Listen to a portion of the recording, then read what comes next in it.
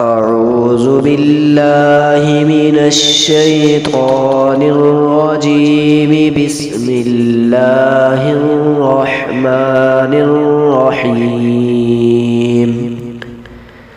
وإذا طلقتم النساء فبلغن أجلهن فلا تعضلوهن أن ينكحن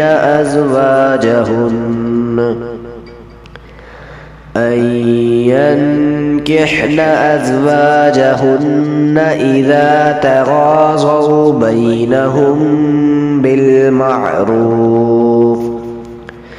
ذلك يوعظ به من كان منكم يؤمن بالله واليوم الآخر. ذلكم أزكى لكم وأطهر، والله يعلم وأنتم لا تعلمون. والوالدات يرضعن أولادهن حولين كاملين لمن أراد أن يتم الرضاعة. وعلى المولود له رزقهن وكسوتهن بالمعروف. لا تكلف نفس إلا وسعها.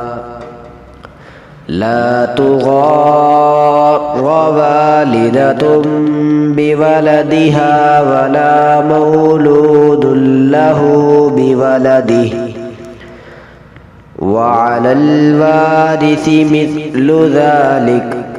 فإن أرادا فصالا عن تراض منهما وتشاور فلا جناح عليهما.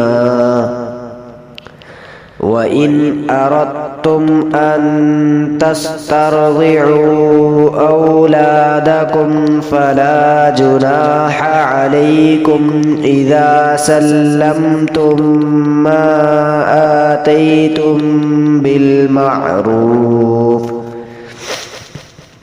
واتقوا الله واعلموا أن الله بما تعملون بصير.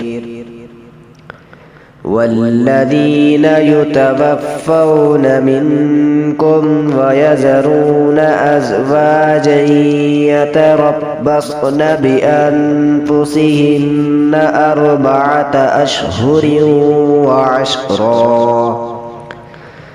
فإذا بلغن أجلهن فلا جناح عليكم فيما فعلن في أنفسهن بالمعروف، والله بما تعملون خبير. ولا جناح عليكم فيما عرضتم به من خطبة النساء أو أكننتم في أنفسكم.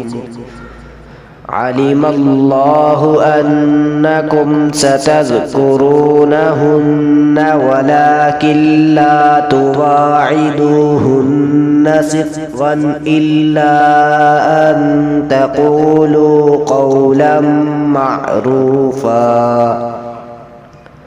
ولا تعزموا عقدة النكاح حتى يبلغ الكتاب أجله. واعلموا أن الله يعلم ما في أنفسكم فاحذروه. واعلموا أن الله غفور حليم.